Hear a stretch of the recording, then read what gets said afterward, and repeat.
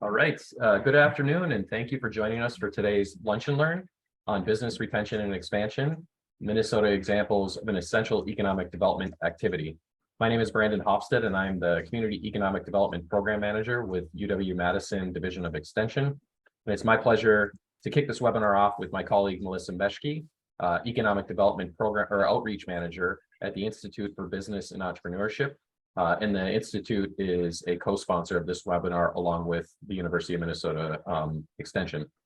Before beginning, I would like to also thank the U.S. Economic Development Administration. Today's webinar was made possible in part by a grant from the U.S. EDA in support of the EDA University Center at University of Wisconsin-Madison. And a special thank you to Compeer Financial and Ag Country for supporting a partnership with the University of Minnesota Extension focused on rural entrepreneurship. A few housekeeping items before we start the webinar. Today's meeting is being recorded and final videos will be posted on our website. I'll drop that link in just a moment so you have access to it. The webinar also has closed captioning, so you can find that at the bottom of your screen at the CC if you need it. As a friendly reminder, please be sure to mute your microphones when you're not speaking.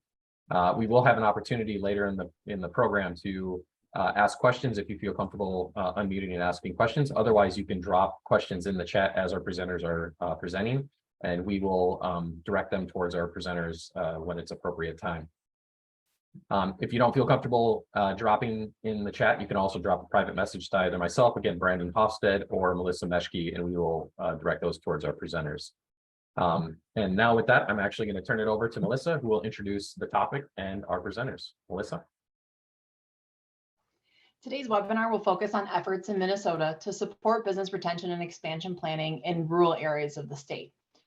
Retaining and expanding local businesses, or BRE, is central to the economic success in rural communities and requires building strong relations with business owners, bringing them at critical junctures in their business life cycle. We have three guest presenters from Minnesota: Michael Darger, Marty Walsh, and Amy Schaefer.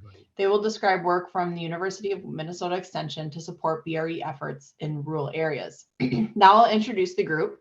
Note that you can find each of their extended bios on our webpage.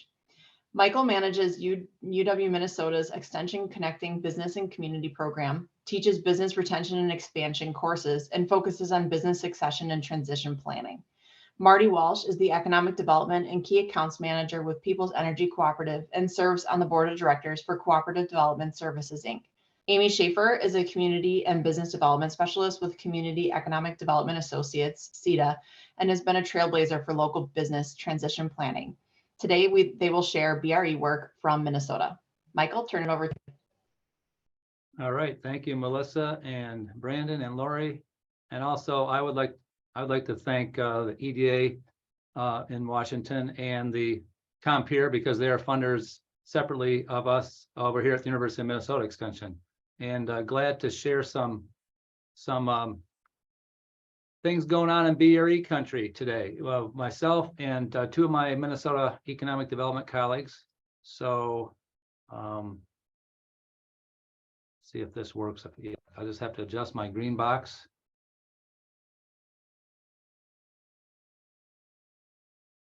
And Marty, glad you made it. And you can let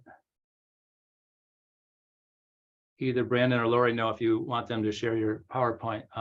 But anyway, happy to be here to talk about business retention and expansion. I see a couple of old friends in the crowd, but most of you I don't know. So hopefully you get a chance to learn something about Minnesota perspectives on business retention and expansion today. So, you know, BRE is an essential activity in economic development. So I'm very pleased to share the session today with, we're going to talk a little bit about the University of Minnesota model for BRE, which we've been at it for over 3 decades now. And then Marty Walsh and Amy Schaefer are economic developers in Southern Minnesota, and they'll talk about the BRE programs that they've been having going on. So first of all, I'm just going to give you a moment to read this definition. This is from Business Retention and Expansion International, which is the only economic development organization that I know of that really focuses on BRE. So go ahead and take and read that to yourself.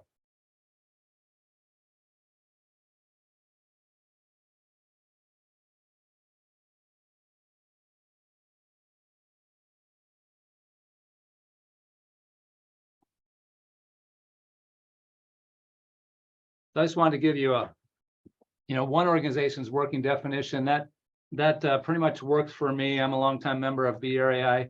But today we're going to give you examples, again, from U of M Extension and from a rural electric cooperative and from a rural small city, both in Minnesota. And by no means are any of the things that, the three of us are going to talk about an exhaustive treatment of BRE, but they are some nice illustrations of the concepts that Business Retention and Expansion's International's definition is as seen here. I'm going to whip through my slides pretty quickly and then give my colleagues a chance to present their recent BRE work. Please note that I have a variety of videos and written materials, research, etc., that explain whatever you might be interested in for further investigation based on what I say. And sometimes we teach live classes on this subject. So what are your goals when you do business retention and expansion? You see here, these are the standard goals for extensions program in Minnesota. We want to, number one, help communities show appreciation to the businesses in their community. We want them to help existing businesses solve problems. We want them to be able to assist businesses and connect them with programs and resources so they can remain and become more competitive. And also work on strategic plans for their economic development enterprises and community development and build overall capacity. So if you have any goals, I guess I won't be able to see the chat, but if you have additional goals for why you think BRE is important or what you attempt to get out of BRE in your community or service area, please drop those in the chat and I'll see them later. So this is the big picture schematic for the Minnesota model for BRE. And we now call this the Connecting Businesses and Community Program because there's lots of ways of doing BRE. And we emphasize the connection between businesses and the community. And this is our process. So this is the process that a community would work through when they partner with U of M Extension here to achieve its BRE goals. So Marty's program at People's Energy Cooperative worked with Extension, and they pretty much used this process more or less. So quickly, step one on the left is your research step, and that's kind of getting the whole gang organized and going out and collecting data by doing in-person BRE visits to businesses. And there's a whole lot of team building and training and organizing involved with that, because typically we want to see anywhere from 30 to 100 business visits done in a pretty quick amount of time. So it takes a lot of volunteers and people involved. Step two in the middle, the red zone, that's thinking, basically making decisions based on the data that's collected, and both the red flags and systemic implementation of projects are embedded in that. And then of course, step three is the whole, implementation. And what are you going to do about what you learned through this systemic outreach? So our website's got some videos that explain how this works in detail, and it's got some examples of Minnesota communities. And like I alluded to, there's two major outcomes that we seek through this model. The first outcome is what we sometimes call red or green flags. And those are, the heart of, I think the heart of BRE is responding to individual business issues. And so a red flag could be seen as a downside risk to the community of the business closing, leaving, downsizing, walking away without transitioning the business when they decide to retire. Green flags are the upside potentials. So a business expansion, obviously, mergers, new locations, but working to maximize the benefit of that company that it provides in the local economy. So a couple of opportunities that the economic development official is looking for, and they have both the responsibility and the opportunity to respond to these red and green flags as they can.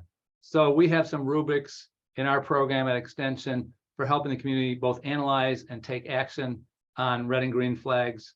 But essentially, this is the task of the economic development professionals in the community to lead the response here.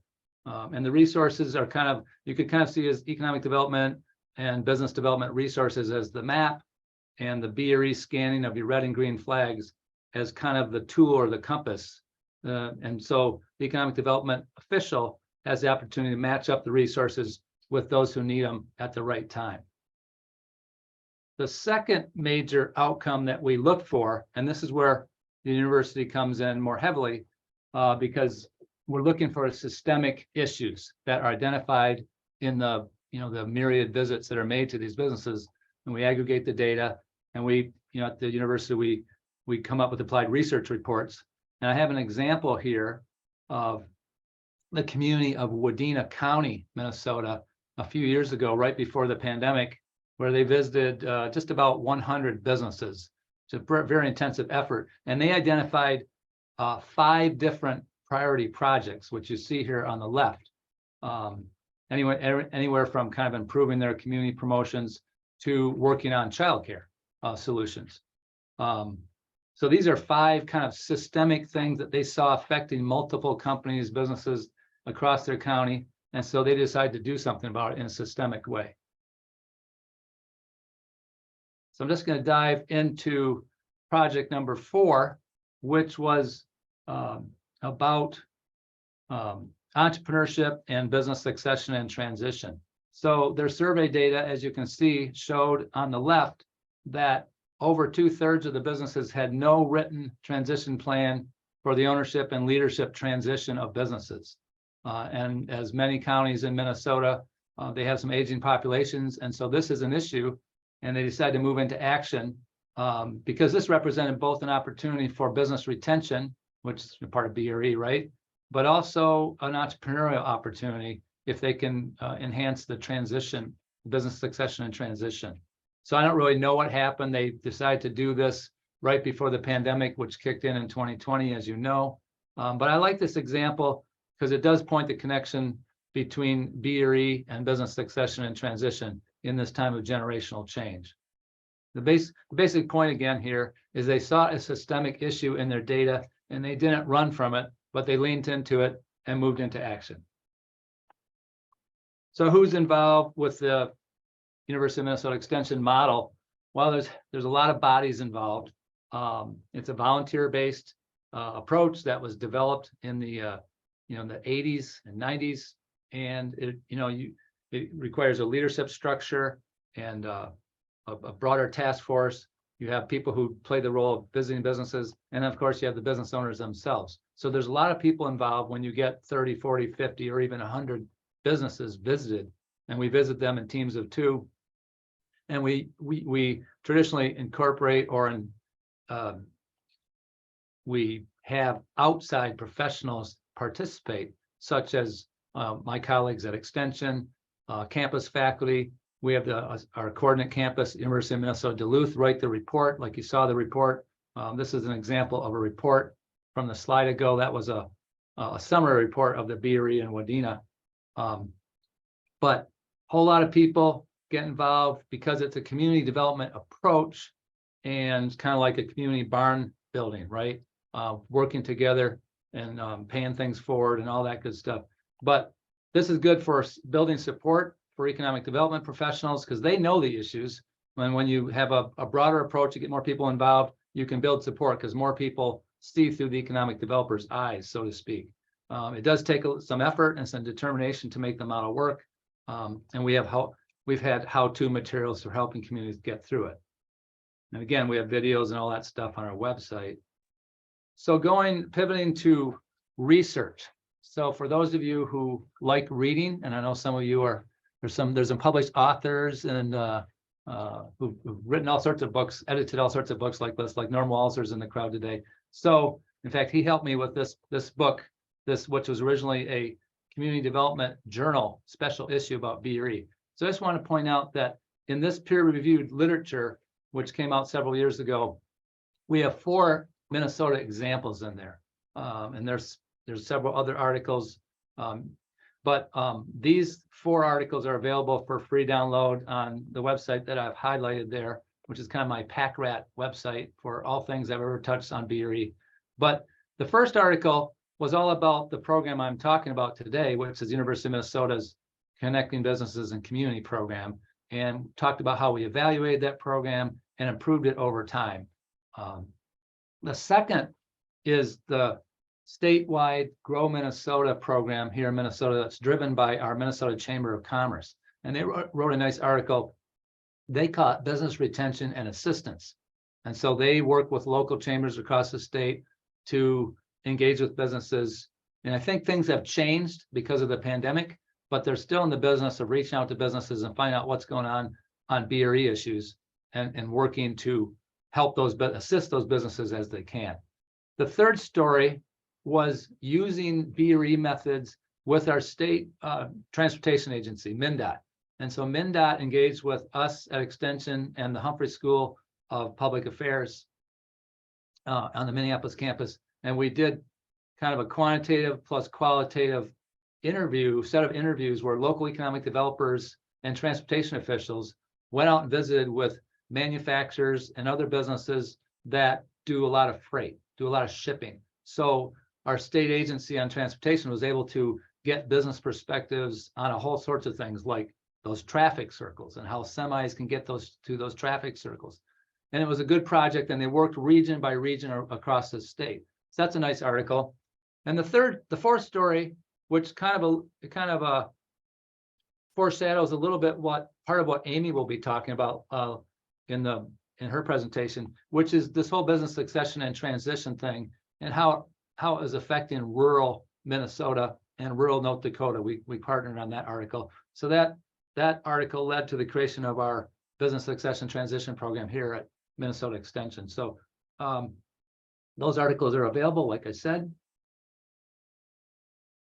Then for those of you maybe who like to learn by watching or listening, we have some other learning resources, such as we have a series of short and medium length videos about BRE, which is on our playlist, and you can find those on our website. I'll give you the links in a moment. And I'm going to show you a really short clip of one of those videos later on, just for fun. But again, most of what we know is captured in some of these learning resources. The newest thing on the right is we have a self-guided independent learning option. I'm not going to call a website an online course.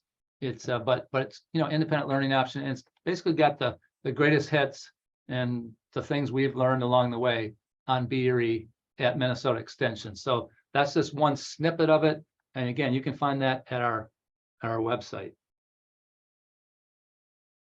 So these are the links to our videos, and the independent learning option. It's kind of like I just mentioned, the key things we've learned about our method for BRE. That's the second link. And then all of our current BRE stuff is on the BRE home link. And finally, my PackRat site, which has all sorts of research on business succession and BRE and other things, is on my professional site there at the end. So that is an overview of the extension program. And what I'm going to leave you with is we're going to do a small snippet of what not to do when you are doing volunteer-based or professionals visits to a business. So on the left is my colleague Bridget Tuck. She is our extension actor playing the interviewer, the person who's kind of conducting the interviewer. In the middle is my colleague John Bennett, who is our volunteer note taker for the BRE. Those are the BRE visitors on the left. On the right is Craig Taylor. He's actually the former head of economic development from Minneapolis. So he actually knows something about economic development. We all do, but he was a big city economic developer. He's our pretend business owner. So I'm going to get out of the PowerPoint and share this little clip about what not to do. And I kind of like it too, because it brings up snow and potholes, which is kind of an issue right now in the north. And can't even get both my cars in my alley without destroying my car. So I thought that'd be kind of fun to do too. So I'll stop sharing that, and I will now share the video clip.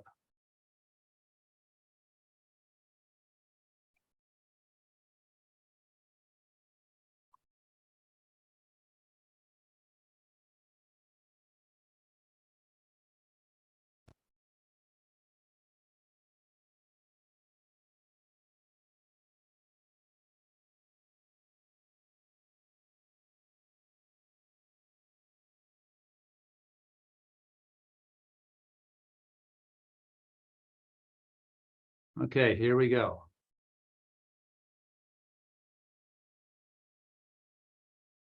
Well, as I look at it, police protection. Michael, we're seeing you now. Snow plowing and street maintenance are both the one. We've been very dissatisfied with that. Excuse me, my sister-in-law is the head of public works for Minnesota Falls, and I'm familiar with their track record, and it's excellent. Don't you think you should consider the facts before you're taking shots at this department? Well, all I know, John, is that our employees had a difficult time getting in and out of that lot during winter months. Not to mention our trucks have sustained serious damage due to the potholes. John, please remember that we are here to solicit opinions, not share our own. Okay, Oh. that's right. Oops. I'll make note of your comment. Okay. You could see it, but you could hear it, but not see it. That's right. Yes, Should I rerun it or did you get the point? I think I got the point, but I can drop the link in there too with the, Yeah. yeah, so people All can right, I watch it thought, again. my green box went away, so I thought it was working. Okay, so the sound worked, but the video didn't. That is correct. Yes. I will stop sharing, or let's see.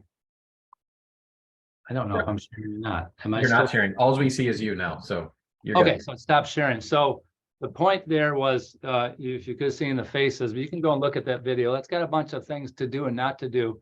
But it's important for people to be, again, what's goal number one? Goal number one of our approach to BRE is to honor the business owner and to listen to them deeply.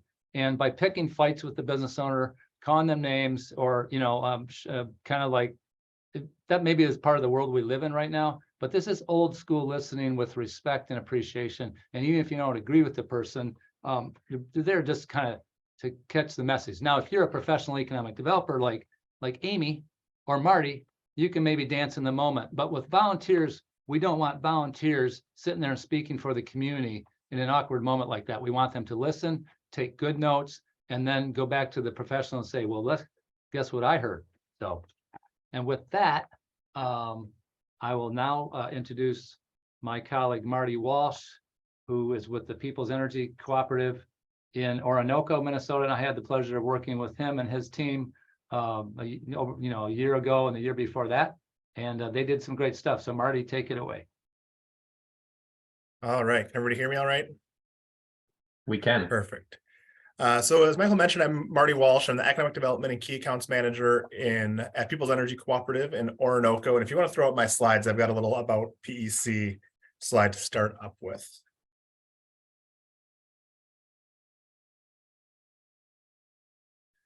All right, so for those of you who aren't familiar with a rural electric cooperative, we are a type of 501c nonprofit, C12, that has special advantages that allow us to serve low density rural areas. So PEC is a rural electric cooperative, and we serve the farms and towns surrounding Rochester, Minnesota, so in the southeast corner of the state. Guessing most people in Wisconsin know where Rochester is. And we have about 24,000 meters, and about 25% of our load, so our kilowatt hours sold, is to commercial and industrial accounts, which includes large corporate farms.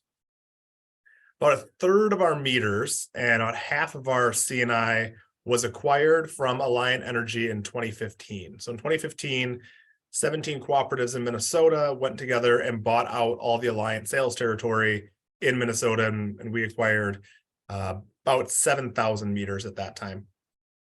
Then a little bit down the road, we created the position of Economic Development Manager in 2020 after years of contracting economic development support. And I came from outside, came into there, and one of the objectives was to better integrate economic development into the actual electric service side of the company rather than just as a community benefit, which is important as a co-op, but there was opportunities to do a little more there. I lost my slides. Lori, your screen got kicked out. There you go. Oh, there we go. Okay. So you can go to the next slide. We'll talk a little bit about the project. Oh, I will say that one issue here was that of those acquired members, very few of them really understood what a cooperative is, and the way that we would be engaging with them differently than Alliant historically had. So what our objectives were in engaging with BRE With a new economic development program, we knew we needed to set a baseline, to know what we were doing going forward as an expectation internally and to our board and our governance structure. We knew that there was an opportunity and a need for PEC to play a bigger role regionally, that there were elements of economic development in some of our local communities that were better suited to be done by somebody in that community. And then there was larger regional collaboration that maybe needed that touch that didn't exist.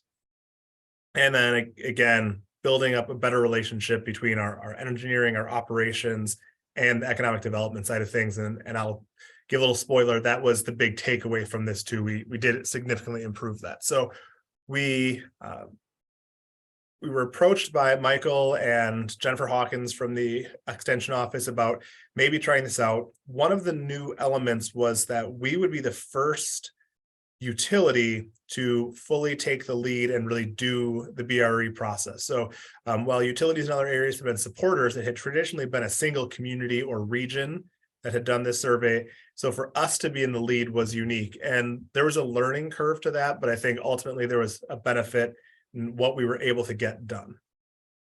So next slide.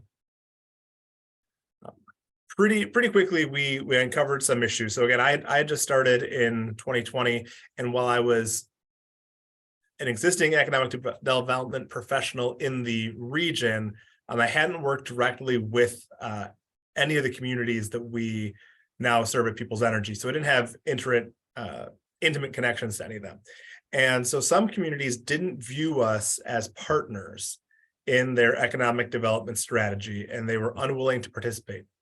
We had two towns, one town in particular that actively refused to participate. They didn't want to be involved, despite having some of our largest load. And we had a couple of towns that just said, yeah, if it comes up, we'll do it, but it wasn't a priority. But the majority of our communities did want to participate. Our regional economic development, Rochester Area Economic Development, Inc., they did assist significantly. And so that we worked around it, but there were definite holes in our process. Some communities didn't have capacity, so they wanted to help, but they weren't able to because they only have one staff person, or they don't have an EDA, and we only had limited networks to support them. And then some businesses were initially really reluctant to participate, didn't know why the co-op wanted to be involved in this, didn't know why they would give up this information. And it was only when the local EDA person, or after a lot of door knocking, a lot of really working with the person, that we finally were able to get through. And we did get through, and we got some really quality results, but there was holes there. The structure of our program was that I took our top 100 largest electric consuming members, because we are an electric utility, we are concerned with that, and weeded out a few. So a cell phone tower is a great load for us, but it's a terrible BRE survey participant. Local governments aren't going to up and move, even though they pay a lot of money for their street lights. And we narrowed that down.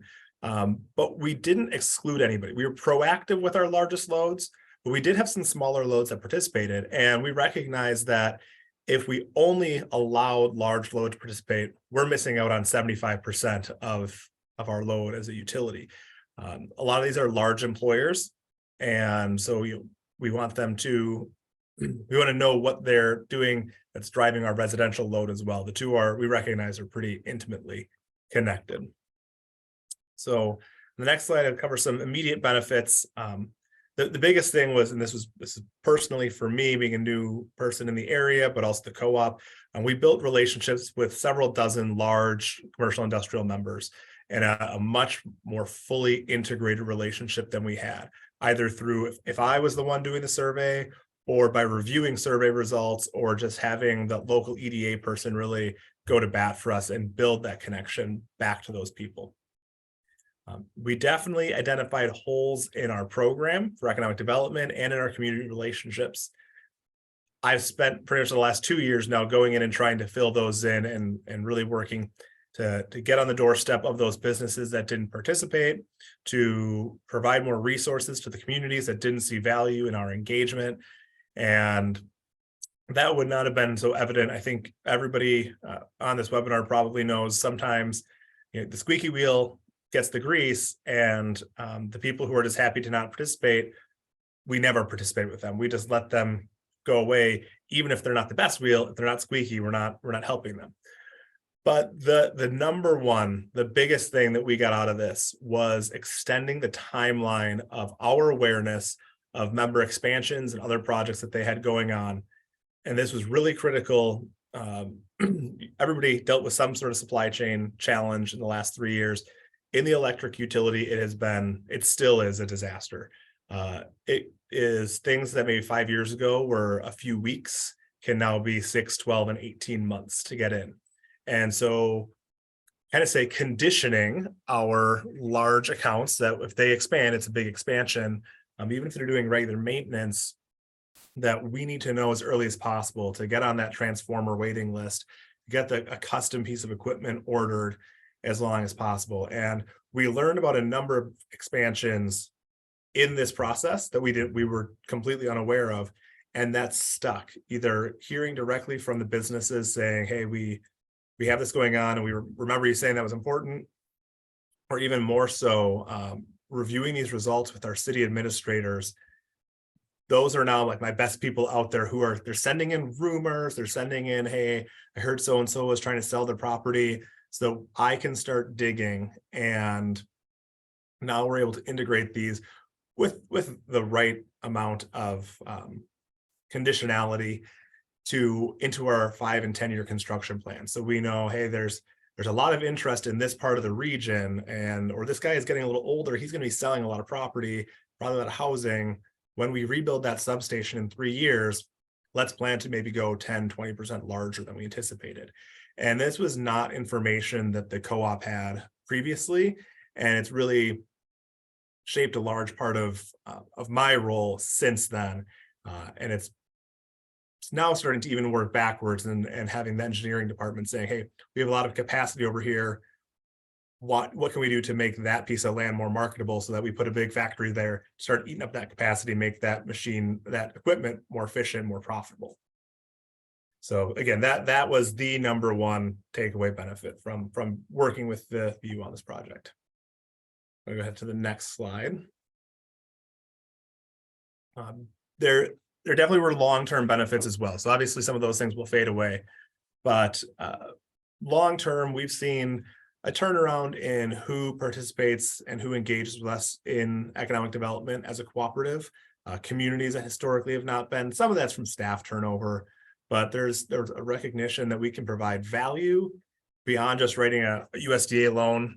Some of you might be familiar with co-ops being able to offer that red light loan. That was historically our biggest economic development tool. Now providing some counseling to those businesses and how they can most efficiently use their electricity. That's another big part of it that we've been able to gain. Then understanding more, having more partners understand how to support us as we support it. So again, can we, maybe a huge solar field in this location isn't the best thing. Maybe we want to put it over there where we really need that extra capacity.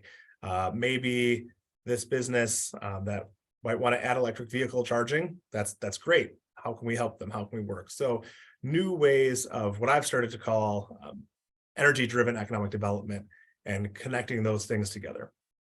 And then finally, we got a lot of data to support our long-term goals. So one of our questions in our survey was, what information do you want more, or what topic do you want more information about? So we had automation, housing, electric vehicles, and energy storage as economic development tools. And some of those have really taken off. So I can say in particular, automation, we were able to contribute some of our input that we heard from the majority of our businesses wanting to automate with some existing anecdotal information about Minnesota state incentives were not very favorable for automation. So they only counted jobs, they didn't count wages. And we were able to play a small part in lobbying for a new program at the state level that now offers low interest loans for automation, regardless of the job numbers created. They instead look more so at what's the total value added through this program. We've been continuing to be part of the conversation on housing, obviously electric vehicles and energy storage, big complex issues, but we can now contribute in a different way. It's not just our opinion as a utility, but how we can reflect and respect our members when they are looking to do this.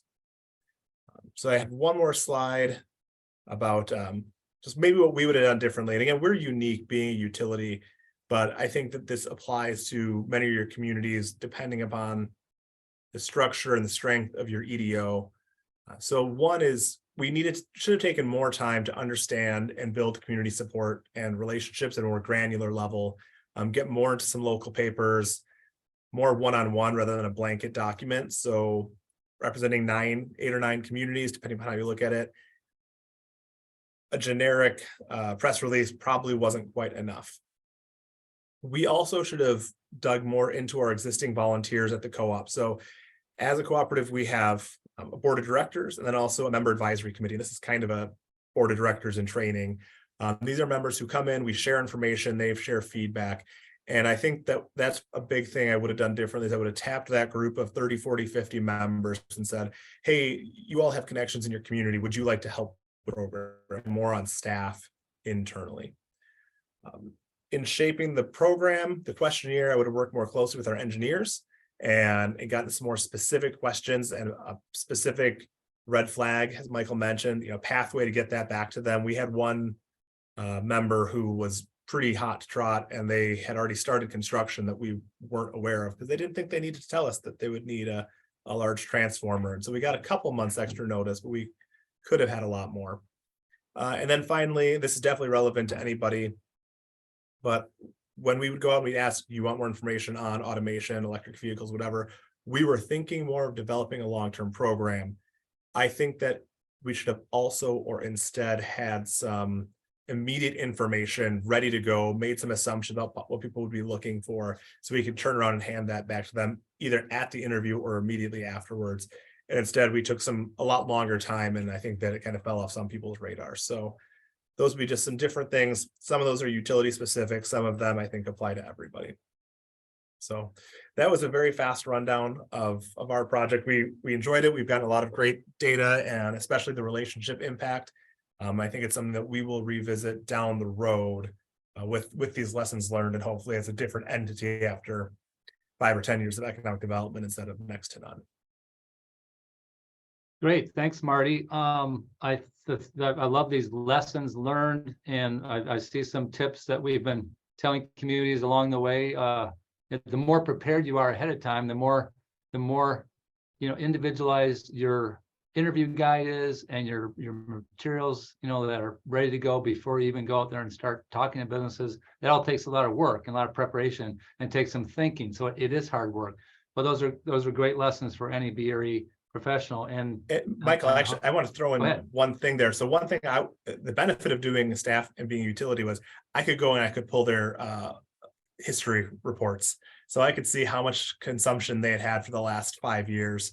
And that's a unique advantage that we had. So I could see, hey, I see you've been growing or declining or getting more efficient or less efficient. So we did do a lot of pre-conditioning on for the member, but maybe not as much for the information we brought along. That's a good example. The more prepped you are in all respects about the business before you get to their doorway is good. It's just really professional work. So now we have a small town economic development professional who does not only BRE, but she's working on business succession transition, and she's got some great stories. So Amy Schaefer, welcome. And you're muted. Yep. So thank you, Michael. Like you said, my name is Amy Schaefer. I work with CEDA, Community and Economic Development Associates, and I'm in the Blue Earth, Minnesota contract. So we do things differently than both Marty and Michael, I guess. So I'll just jump right into what I do and why it works for us. I'm the only EDA staff member in Blue Earth, and I answer to a board of 7. So it's really just me implementing all of this program. So when I do business visits, I like to schedule them. Not everybody does. Some people like to just show up and expect the business to just have a cold call. But for me, I really prefer to schedule the visits. Small business owners are busy, and sometimes they're the only ones in the store. So if I really want to have a quality conversation and I want to have, get good feedback, then it needs to be something that I schedule. So, and I always give them an idea of what I'm going to be talking to them about so that they have some time to prepare. I want them to have an opportunity to ask questions or to share concerns that they may have and not know who to address them with. I do step in spontaneously sometimes though. Oh, yep, sorry. First slide. Go ahead, one more. Can you go one more slide? There we go. And I do sometimes stop in occasionally, spontaneously, but not for BRE. I just love to pop in and see what's new in the store or drop off something that they might find useful. I want them to know that I support them and that I think of them even when I'm not doing a formal business visit. Next slide. My EDA agreed that because our EDA has a ton of programs and resources to offer, that it made sense to leave the business owner with some information at the end of the meeting. Ultimately, we want our businesses to thinking of ways that they can maintain and improve their locations, add inventory, add new services, and by providing them with all of our readily available financing options and programs, we not only can help them think about projects, but we provide them with the resources to assist in paying for these upgrades or projects. We really work hard to make sure that our businesses feel like they have a supportive network. Having this information available has been helpful not only for our business owners, but for me as well. I don't feel pressured to verbalize every program we have in a short visit, and I can briefly go over what I think they might find useful and leave them with the rest of the information. I also find that alleviates misinformation. By sharing exactly what we have, there's very little, I heard this or someone told me that I then have to go back and correct. Next slide. I do a questionnaire at my business visits. I don't give it to the business owner, but I have it and I kind of run our visit off of that questionnaire. I start out with, and this is probably not a typical BRE question, but in my experience, it breaks the ice and gets my business owners really comfortable with me and why I'm there. So I start out by asking if they have any tidbits of information that sets them or their business apart from everyone else, or if there's some fun history or who owned the business before them, just something that they feel like they want to tell me. And I am not kidding, every single one of them has had something to tell me they're excited about or they're proud of. And so that's just a really nice way for me to start that conversation. And I typically always ask what challenges that they're facing, and we get a lot of the same answers from business to business. For example, last year, towards the end of last year, a common response was workforce. You know, everyone's struggling with the workforce. There's not a lot that I can do to help, immediately solve a workforce crisis, but that did lead me to join a task force with 2 universities in the area that are exploring ways to get international students more into rural settings to help with their workforce, and it gives both of them options.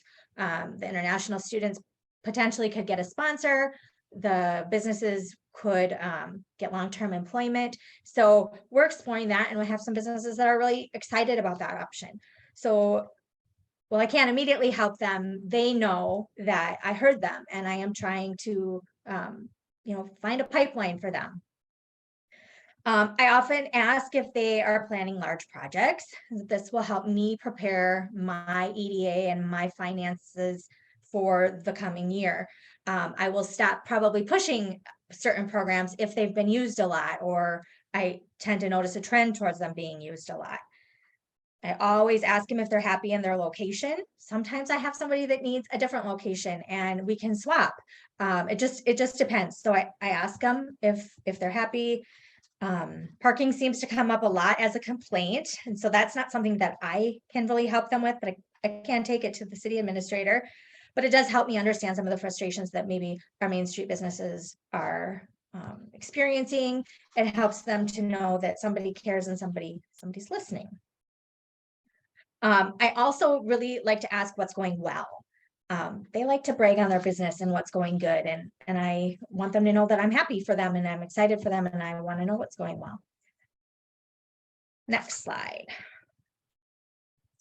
Consistency of visits. We do attempt to meet with all of our businesses one time per year.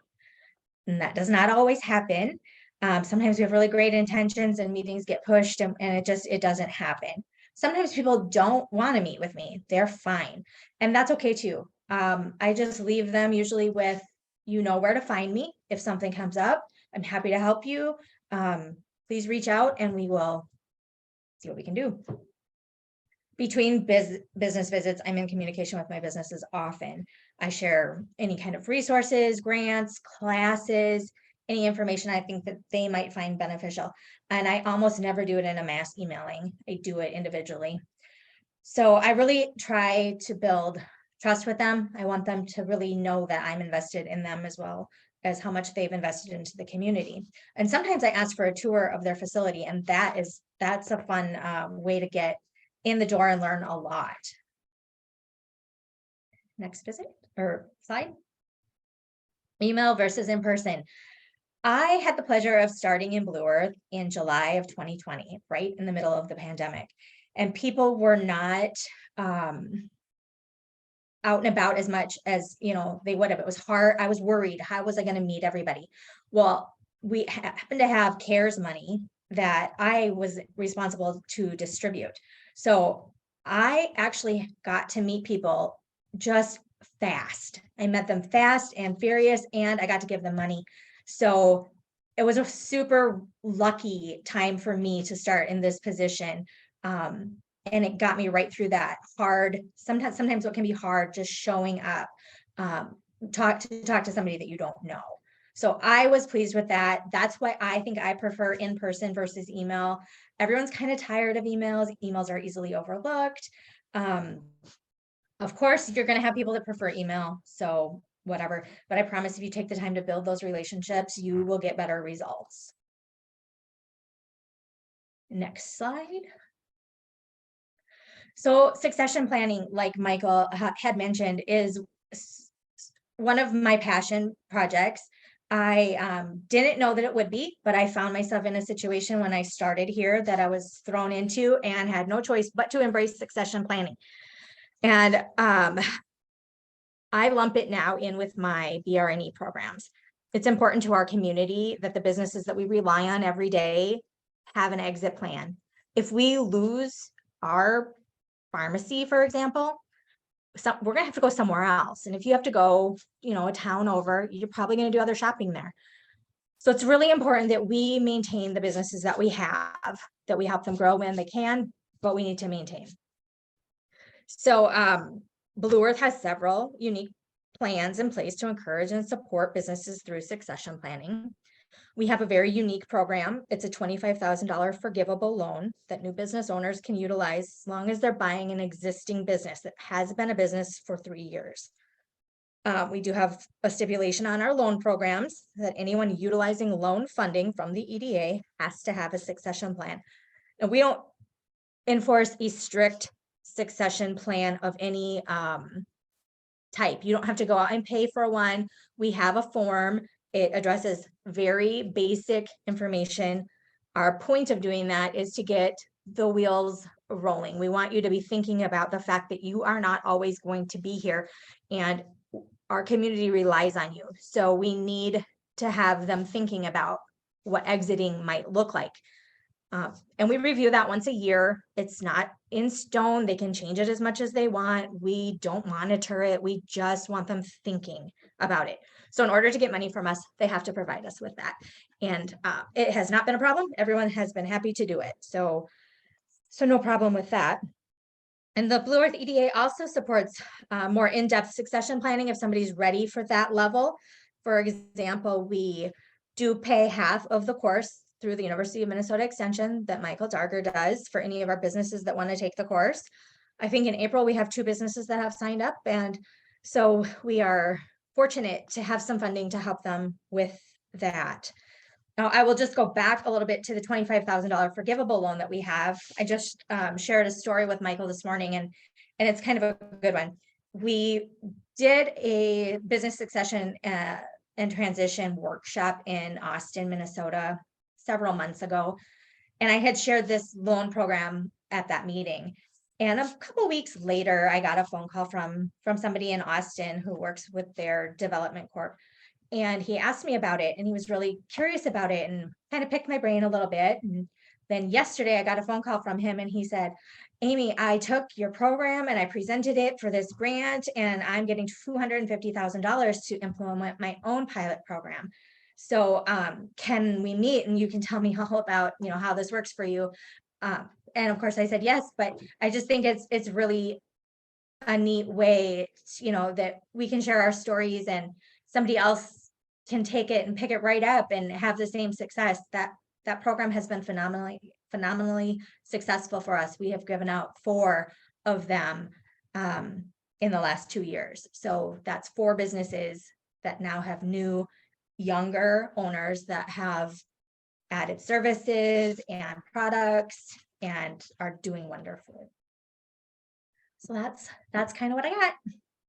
Thanks, Amy. And yeah, it's a great story that the people in Austin were able to listen to your story and went out and raised $250,000 for, Austin's like 30, 40,000 people, about 10 times the city, but they learned from the little city of Blue Earth. So congratulations.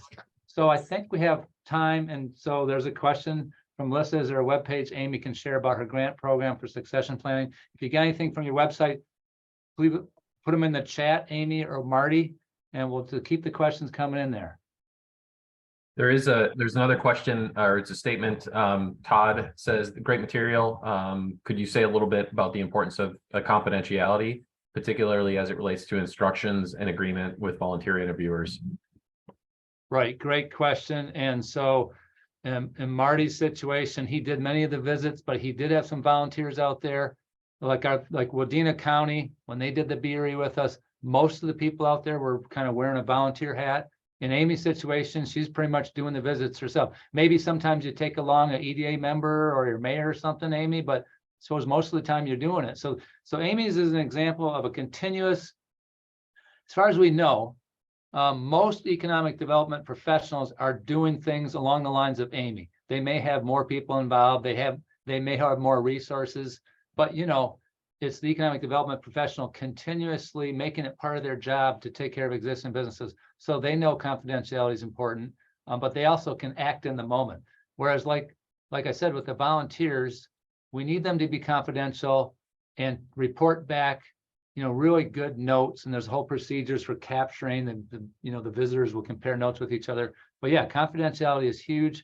We actually have a thing on our written survey, which we call an interview guide, where we ask the business owner to sign that it's okay to break the confidentiality. We don't say it that way, but if there's an opportunity, say like Marty did a visit, and Marty knows that the public works director in one of his towns is someone that would be important to talk to about this business's issue, we'd have to get that business owner's permission to share the information. Otherwise, it's just a contribution to the aggregate data. That's the way we do it in our program, because it is important. But Marty or Amy, what would you add to that confidentiality?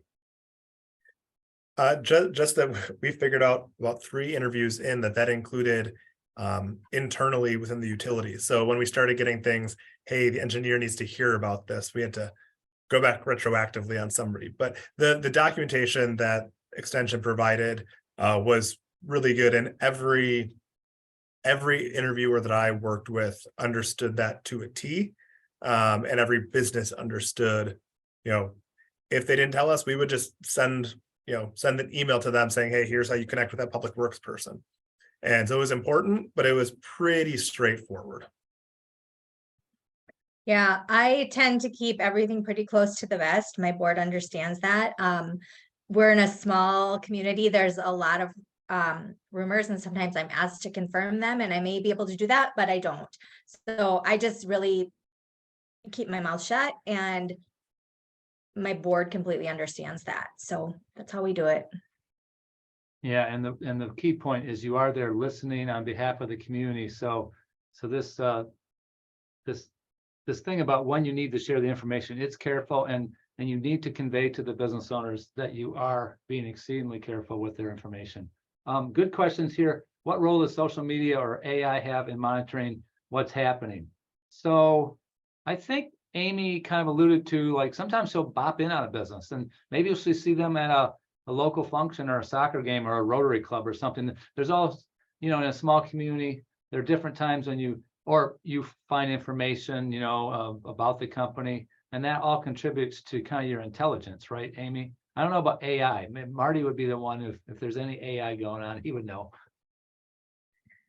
Yeah, we don't do any AI, but for social media, we do have a very active Facebook page. And yep, I see a lot of our business owners at Kiwanis or out to lunch, or yeah, we do see each other quite frequently, but we do have a Facebook page that maintains pretty high level of activity. Yeah, we have a Facebook page. It's not super active, but we did put some stuff out there. We put some results out there. I could imagine down the road using AI again as a utility. Well, your water utility could do this too, and maybe picking out some trends, kind of BRE adjacent. Every year I do an analysis of our top 500 consuming members. And that includes looking at trends and some other data that sometimes does cause me to go and pick up the phone and say, hey, I notice you're 30% off of last year's consumption. Is there anything up? But not any advanced AI, no, just me intelligence. So Amy and Marty, you can chime in here, but what role does broadband have in BRE? I would say that broadband is obviously it's a pretty important condition for making fertile ground for business development, right? Continuing business investment in your community. And we continue to have some Minnesota communities and some service areas that are not properly served by broadband, and the state is working on that. But what role do you see broadband? Where does that issue come in retaining and expanding businesses? Well, we're lucky that our local telephone or company does an excellent job. We are finishing up a huge broadband project now, so we aren't really finding that it's a hindrance because we have it. If we didn't, I think it would be another story, but I can't really speak to it because we have really good internet.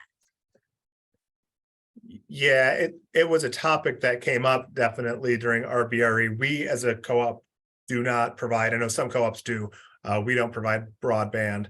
I like a lot of things, it was something I brought to my board of directors I'm not a senior staff person, but brought that up, and we do continue to support broadband efforts. So it informed some of our decisions, but it wasn't a high priority for us. Again, most of our commercial accounts being in town, less intensive. Well, if we have time, Brandon, there's an interesting question from Mia. Amy, do businesses have to be members to receive a business visit? Now, Amy, you're with the public sector, you're with the public EDA, right? So you visit all your businesses, like you said. But this is a good question, Mia, because when you have a chamber as the organization who's promulgating a BRE or outreach program, it's an important question. And I find the best BRE programs tend to be private-public partnerships. So you want the chamber or the civic and commerce and other business organizations giving their support, giving volunteers, whatever resources they can provide. But this whole thing about not visiting businesses that are not members, that's a real problem, right? So, I understand it's a tricky thing for chambers, but they have to navigate that because, that can really lead to hard feelings. And you don't get a complete set of data if you don't get those non-joiners for whatever reason. They are still valuable to the local economy. So I don't know what you'd add to that. Oh yeah, we do have a chamber, and she does her own BRE program. So but no, we do everybody. So I'm directly contracted with the city. So are you able to share notes, at least in aggregate, about between the chamber program and yours? Yeah, we do work pretty closely together when we can. Yeah. Wonderful. Well, we are at, we're actually over by 1 minute. I want to thank Amy, Michael, and Marty for sharing stories from Minnesota and for taking the time to join us. And thank you all for joining this meeting today. You can find the recording and resources, all the links that Michael had provided, and anything else that our speakers had provided, including their PowerPoint presentations, will be posted on the website that I just shared there. So thank you again, and I hope you all have a wonderful day.